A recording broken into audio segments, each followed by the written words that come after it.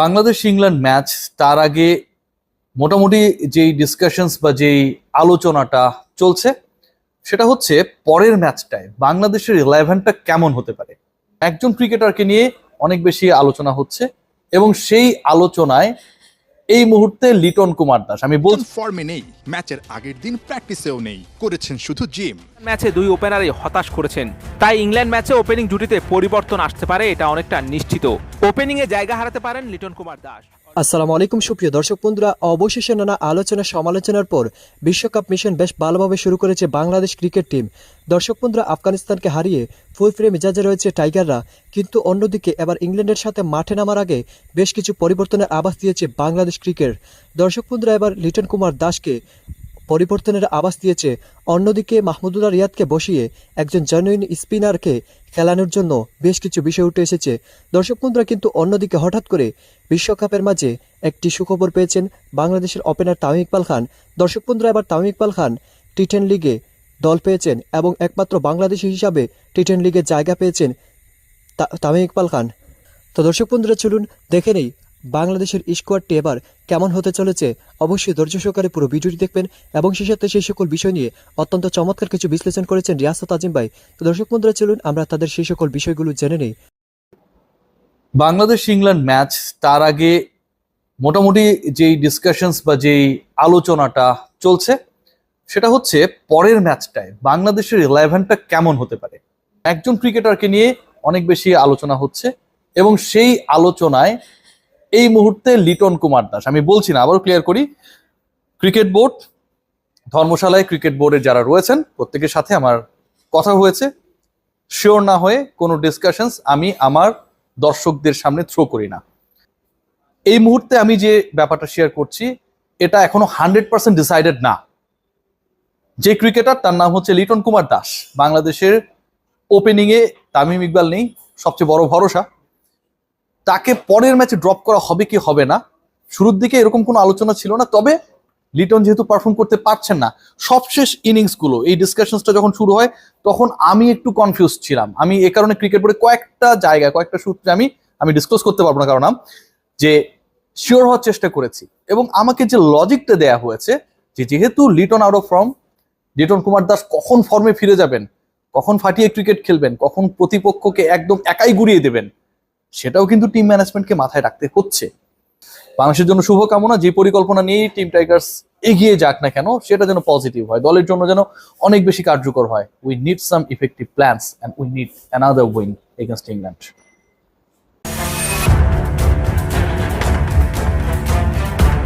তামিম ইকবাল বিশ্বকাপ দলে না থাকায় বাড়তি দায়িত্ব লিটন কুমার দাস ও তানজিদ তামিমের কাঁধে। তবে আফগান ম্যাচে দুই ওপেনারই হতাশ করেছেন, তাই ইংল্যান্ড ম্যাচে ওপেনিং জুটিতে পরিবর্তন আসতে পারে এটা অনেকটা নিশ্চিত। ওপেনিং এ জায়গা হারাতে পারেন লিটন কুমার দাস। অলরাউন্ডার মেহেদী হাসান মিরাজকে ওপেন করতে দেখা গেলেও অবাক হওয়ার কিছু থাকবে না, আর লিটনের জায়গা হতে পারে মিডল অর্ডারে। Berger mister expert damp guard, যা সাধারণ পেইন্টের থেকে 10 গুণ বেশি শক্তিশালী। Berger mister expert damp guard. এলকেডির ব্যাটিং পজিশন পরিবর্তন হলেও তানজিদ তামিমে এখনো আস্থা রাখছে টিম ম্যানেজমেন্ট। সোমবার অনুশীলনেও দেখা গেছে সেই চিত্র। এদিন প্র্যাকটিসে তামিমের সঙ্গে লম্বা সময় আলাপ করতে দেখা যায় হেড কোচ চান্ডিকা হাথুর সিংকে। এরই মধ্যে আভাস পাওয়া যাচ্ছে ওপেনিং পজিশন থেকে সরিয়ে দেওয়া হতে পারে লিটনকে। অধিনায়ক সাকিব আল হাসানের সঙ্গে এ নিয়ে নাকি সাবেক অধিনায়ক মোহাম্মদ আশরাফুলের কিছু কথাবার্তাও হয়েছে। আশরাফুল জানিয়েছেন আফগান ম্যাচ শেষে সাকিবের সাথে তার কিছু কথা হয়েছে, সেখানে লিটনকে 4 অথবা 5 নম্বরে খেলানোর কথা বলেন আশরাফুল।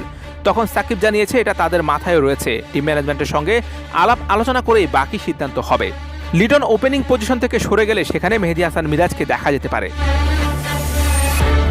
গেলে বিশ্বকাপে 5 নম্বরে ব্যাট করতে নেমে অবশ্যই ভালোই করেছিলেন লিটন। ওয়েস্ট ইন্ডিজের বিপক্ষে 95 রানের দারুণ এক ইনিংস খেলে দলকে জিতিয়ে মাঠ ছাড়েন টাইগারের ব্যাটার।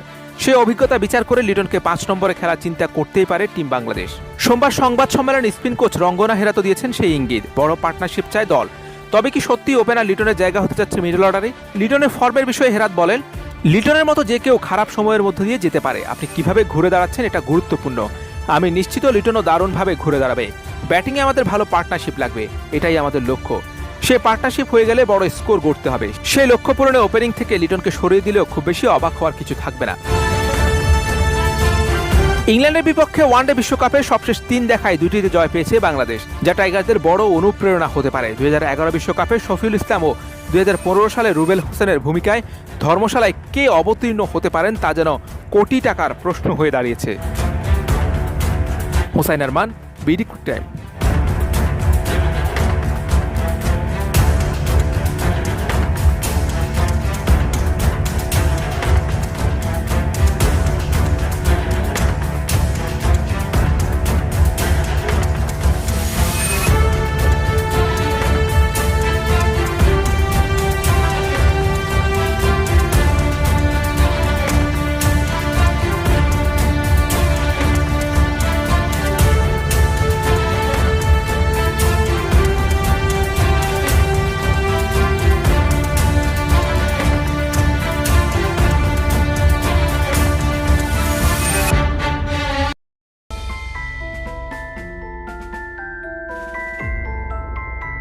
ইংল্যান্ড বাংলাদেশ গুরুত্বপূর্ণ ম্যাচের আগের দিনের গুরুত্বপূর্ণ ছবি। টিম ইংল্যান্ড ছবি তুলতে ব্যস্ত, ঠিক তখনই উল্টো পাশে উইকেটের ছবি দেখতে ব্যস্ত বাংলাদেশের হেড কোচ চন্ডিকা হাথুরু সিংহে। কিউরেটরের সঙ্গে লম্বা সময় কথা বলেছেন, এরপর উইকেটটা একেবারে খুঁটিয়ে খুঁটিয়ে দেখেছেন। কিছুক্ষণের মধ্যেই তার সঙ্গে যোগ দিয়েছেন ক্যাপ্টেন সাকিব আল হাসান। ধর্মশালার উইকেটে কিভাবে দলটাকে বা বেস্ট 11টাকে সাজানো যায় সেটা নিয়ে তারা কথা বলেছেন। উইনিং কম্বিনেশনটা থাকবে কি থাকবে না, নতুন একজন বোলিং অপশন অর্থাৎ 6th বোলিং অপশনটা কি বাড়ানো উচিত কিনা সেটা নিয়ে হয়তোবা তারা কথা বলেছেন। ব্যাস এতটুকুতে থামলেই হতো, কিন্তু উইকেট নিয়ে হাথুরুর অতি কৌতূহল বাধায় বিপত্তি। প্র্যাকটিস শেষে শেষ বিকেলে টাইগার মাস্টার মাইন্ড আবারও হাজির। ঝামেলাটা বাধে তখনই উইকেটে ওয়াটার স্প্রে করার সময় পাহারাদারের ভূমিকায় দাঁড়িয়ে থাকা হাথুকে ধর্মশালার কিউরেটর দেখছিলেন বাঁকা চোখে। কিছুটা ক্ষিপ্ত হয়ে সতর্ক করে সরে যেতেও বলেন।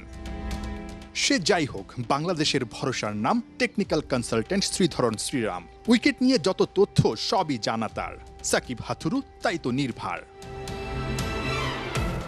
টেকনিক্যাল কনসালটেন্ট শ্রীধরন শ্রীরাম, যাকে আসলে এই বিশ্বকাপের জন্য বিশেষভাবে নিয়োগ দেওয়া হয়েছে।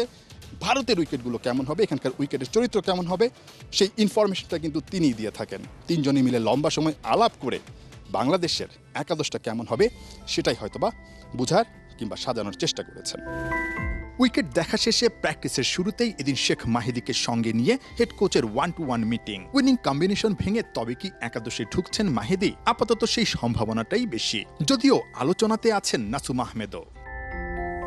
ইংল্যান্ডের বিপক্ষে যত দুশ্চিন্তা তার শীর্ষে ওপেনিং, তাই তো প্র্যাকটিসের পুরোটা জুড়েই ফোকাসে ইয়াঙ্গান তানজিদ তামিম। তুমি পারবে, শ্রীরাম ওর মাথায় হাত বুলিয়ে সেই আত্মবিশ্বাসটাই হয়তো দেওয়ার চেষ্টা করেছে। কিন্তু শঙ্কা, ছোট তামিমের হাতে ব্যান্ডেজ, সব ঠিক আছে তো? খেলাযোগকে ও আশ্বস্ত করলো। তামিম, কালকে একটা ভালো ইনিংস। কেমন আছেন আপনি? আলহামদুলিল্লাহ। তামিম, হাতে সমস্যা নাই তো না? লিটন ফর্মে নেই, ম্যাচের আগের দিন প্র্যাকটিসেও নেই, করেছেন শুধু জিম। বিশ্রামে থেকেই ফর্মে ফেরার চেষ্টায় এলকেডি। বিগ ম্যাচে তাকে ড্রপ করার মতো বিগ ডিসিশন নিচ্ছে না তো টিম ম্যানেজমেন্ট? যদি তেমনটাই হয়, ওপেনিংয়ে আরও একবার দেখা যাবে মেকশিফট ওপেনার। ভরসার নাম হতে পারেন মেহেদি মিরাজ। প্র্যাকটিসে এলেও এদিন মাঠে নামেননি কাপ্তান সাকিব আল হাসান। বিশ্রামে ছিলেন 3 পেসার শরীফুল, তাসকিন আর মুস্তাফিজ। ইংলিশ ব্যাটিং তাণ্ডব থামাতে তাদের জ্বলে ওঠার কোনো বিকল্প নেই। তবে বাংলাদেশের জন্য স্বস্তি, ইংল্যান্ড এই ম্যাচেও বেন স্টোকসকে করবে মিস। পায়ের ইনজুরি নিয়েও তপ্ত রোদে প্রায় 1 ঘন্টা ব্যাটিং প্র্যাকটিস। তবু এই বিধ্বংসী অলরাউন্ডার ফিরে আসার আত্মবিশ্বাসটা খুঁজে পায়নি। সব মিলে টিম বাংলাদেশ শিবিরে স্বস্তি। বোর্ড কর্তা থেকে শুরু করে ক্রিকেটার সবার মাঝেই দারুণ প্রশান্তি। সবাই জানেন বিশ্বকাপ।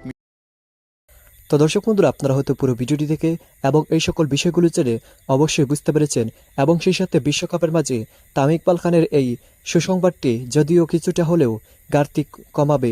যদিও বিশ্বকাপ দলে চান্স না পেয়ে মন ভেঙে গিয়েছিল, এবার টি-10 লিগে চান্স পেয়েছেন বাংলাদেশের এই ওপেনার।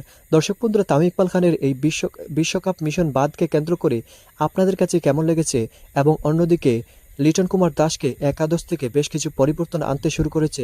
দর্শক বন্ধুরা, আপনারা এই একাদশ নিয়ে কতটুকু সন্তোষ অবশ্যই কমেন্ট করে জানিয়ে দেবেন। তো দর্শক বন্ধুরা, ভালো থাকুন, সুস্থ থাকুন। আল্লাহ হাফিজ। আসসালামু আলাইকুম ওয়া রাহমাতুল্লাহি ওয়া বারাকাতুহু।